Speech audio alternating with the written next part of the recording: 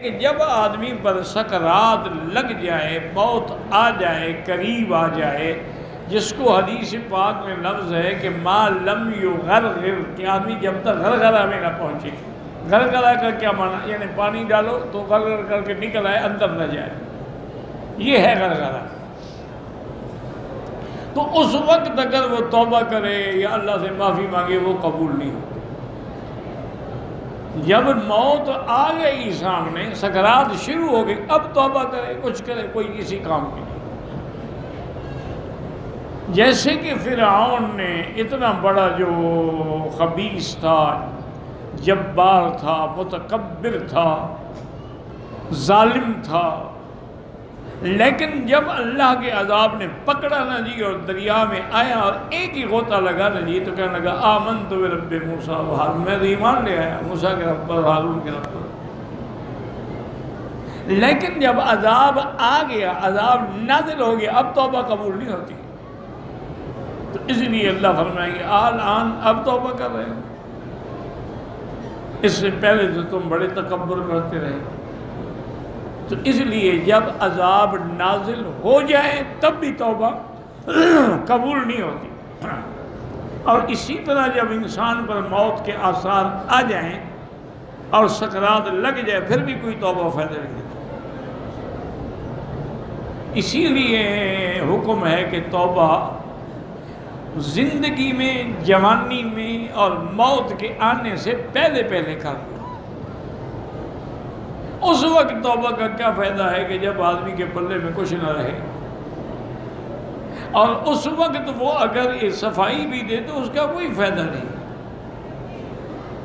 اور پھر تم کس کے سامنے جھوٹ بول رہے ہیں؟ اللہ کے سامنے کہ ما کننا نعمل من سوء، ہم تو کبھی برائی کرتے ہی نہیں تھے۔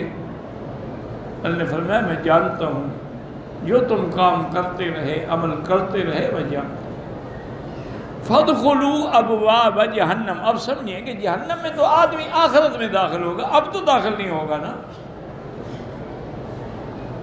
اب اگر کسی پہ عذاب آ گیا یا کافر مر گیا تو جہنم میں تو نہیں گیا، وہ جنت جہنم تو ملے گی قیامت میں، جب ہم قبروں سے اٹھیں گے، فیصلے ہو جائیں گے، یہ جنتی ہیں، یہ جہنمی ہیں، پھر جنت والے جنت میں، جہنم والے جہنم میں، لیکن اب تو کوئی جہنم نہیں ہے۔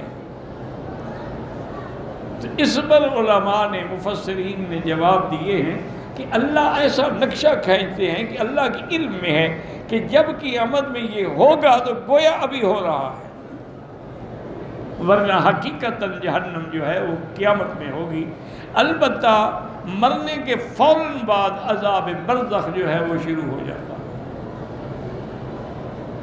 عذاب قبر بھی کہہ سکتے ہو، عذاب برزخ بھی کہہ سکتے ہو، عذاب ادنیٰ بھی کہہ سکتے ہو۔ اس لیے اللہ نے فرمایا کہ جب فرعون وما اپنی جماعت کے غرق ہوئے، اغرقوا فادخلوا نارا، غرق ہوئے اور اس کے بعد فوراً آگ میں داخل ہو گئے۔ تو یہ جہنم کا ایک نمونہ ہوتا ہے، جہنم کا ایک یعنی نظارہ ہوتا ہے عذاب کا، کہ النار یعرضون علیہا غدوا وعشیا، صبح و شام ان کو گویا کہ جہنم دکھلائی جاتی ہے، جہنم پہ پیش ہوتے ہیں۔ یہ بہت بڑا سخت عذاب، اور اس کے علاوہ بھی ملائکہ کافروں کو عذاب دیتے ہیں۔ تو اس لیے اس کو کہتے ہیں عذاب قبر یا عذاب برزخ، کیونکہ جو آدمی مثلا ڈوب کے مر گیا اس کی تو قبر کہیں نہیں ہے، لیکن برزخ تو ہے۔ ایک آدمی اگر کسی جہاز میں کریش ہو گیا، اس کے تو ریزہ ہو گیا، کچھ بھی نہیں ملا۔ کسی کو نعوذ باللہ کوئی جانور کھا گئے، وہ تو جانوروں کے پیٹ میں چلا گیا، جہاں بھی چلا جائے برزخ تو ہے۔ اس لیے جب برزخ کا بھی عذاب ہوگا، قبر کا بھی عذاب، جو قبر میں ہیں ان کو قبر میں عذاب ہوگا، اور جو برزخ میں ہیں ان کو برزخ میں عذاب ہوگا، اور وہ عذاب قبر جو ہے وہ حق ہے۔ ہاں البتہ اصل عذاب جو ہے وہ جہنم ہے، اور وہ ہوگی حشر کے بعد، قیامت میں ہمارے اٹھنے کے بعد۔